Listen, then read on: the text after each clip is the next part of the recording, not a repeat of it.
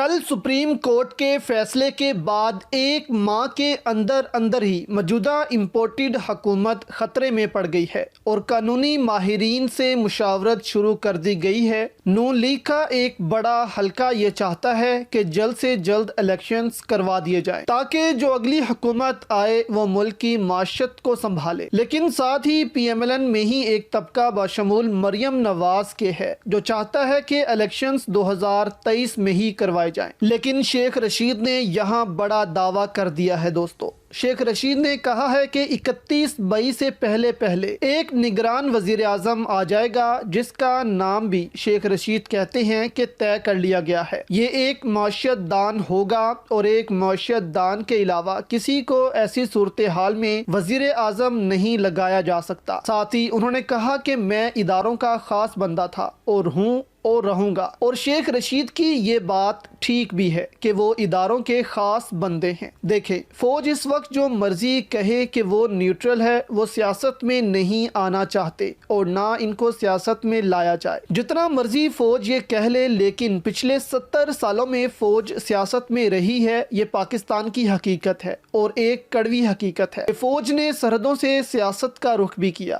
لیکن اب وہ کہتے ہیں کہ ہم سیاست سے الگ ہو چکے ہیں پچھلے 1 سال سے، یعنی کہ 1 سال سے پہلے بھی وہ سیاست میں تھے۔ تو جتنا مرضی یہ کہہ لیں کہ ہم سیاست میں نہیں آنا چاہتے، ان کو سیاست میں آنا پڑے گا جب تک ملک اس گند کو ختم نہ کر دے اور اس نظام کو ختم نہ کر دے جو کہ ایک کرپٹ نظام ہے۔ شیخ رشید نے کہا ہے کہ وہ اداروں کے خاص بندے ہیں، یعنی فوج سیاست میں اپنے بندے ہمیشہ سے رکھتی ہے۔ اب اداروں میں کون کون آتا ہے؟ ایک تو آپ کی فوج اور دوسری عدلیہ۔ نواز شریف نے اداروں سے 1.5 سال مانگے تھے کہ ہمیں گارنٹی دیں، لیکن انہوں نے دینے سے انکار کر دیا۔ نواز شریف نے یہ بھی کہا کہ میرے کیسز ختم کروا دیں، میں الیکشن کروا دیتا ہوں۔ اداروں نے یہ ماننے سے بھی انکار کر دیا، جس پر شیخ رشید نے کہا کہ میں اداروں کا خاص بندہ تھا، ہوں اور رہوں گا۔ انہوں نے کہا کہ حساس اداروں کی رائے ہے کہ الیکشن ہی واحد حل ہے۔ انہوں نے یہ بھی کہا کہ عمران خان نے مجھے منع کیا ہوا ہے کسی ادارے سے کوئی رابطہ نہیں کرنا، کیونکہ عمران خان پہلے ہی واضح کر چکے ہیں کہ الیکشن کرواؤ تبھی بات ہوگی، جس پر اب ادارے بھی شیخ رشید سے کہہ رہے ہیں کہ ہماری عمران خان سے بات کرواؤ، جس پر عمران خان نہیں مان رہے، جس پر اب ادارے بھی یہ چاہتے ہیں کہ الیکشن